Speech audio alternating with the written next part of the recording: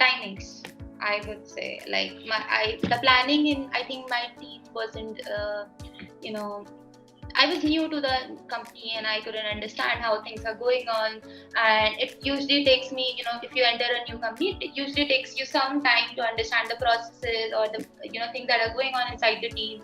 And you kind of take time to, suppose you're given a task today, you're supposed to, give it back by EOD, and EOD is essentially end of the day.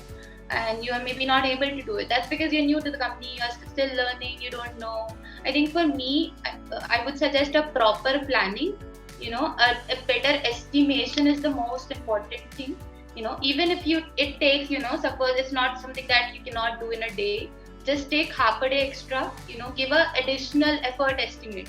As in, that work is supposed to be done in one day, but I for still, for my comfortness, I am still keeping a buffer of 0.5 days, and that will kind of create an impression in your, in the people that, you spoke about this timeline and you delivered it on time.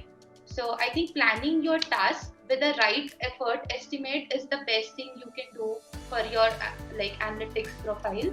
That has really helped me throughout my career. I just love to plan things and give a better estimate, do things on time. Sometimes, in my earlier days, there were days when I working till 10, 11, because I promised that this seems like a one-day task and I might be able to do it today. But I kind of mix my personal and professional life doing that. So I think estimating your work, how much effort you'll be giving it is the best thing that you can adopt. I think for me, it was definitely ambiguity. There's a lot of inexactness to what you're doing. For example, if I have a product that I'm looking after and I'm a business analyst for it, there may be 100 problems with that product, right? How do I prioritize what's the most burning one and what I need to look at the first and what I need to spend my most amount of time on? So I think that is something that I had quite a challenge with because I was managing 20 products and just prioritizing is a problem sometimes. You just have 24 hours in your day. What is most important to you? What is most important to your business? And what is going to impact the bottom line the most? So I think that is something that took me a while to get used to. But what helped me to deal with that was just looking at the bigger picture. What is something that is going to impact the company the most? So that is the thing that I'm going to prioritize most. How many number of hours do I need? Do I need more people? Is it something that I can do on my own? In the beginning, when I joined the company, I was like, yes, give me more things. I'm going to do this. I'm going to do that. I'm going to get my hands dirty. But after a little while, I realized that, it's okay to ask for help. It's okay to get more hands on board. And from being a single-handed person who was managing 20 products, we went on to have a team of 7 to 10 people at the end of the year. So, that's what it takes. It's just, you need to understand what's important. Sometimes you can't fix everything on your own, and that's okay.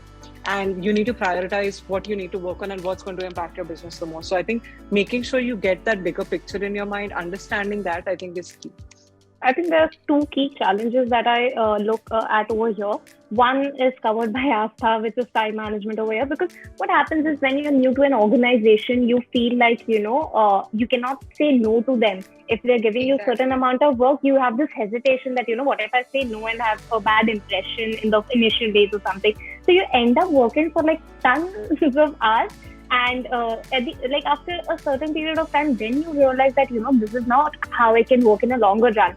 So you need to set clear boundaries about your time. And the second point, I think now I should say that you should have clear understanding of what is expected of you from the team and what are your expectations of the team.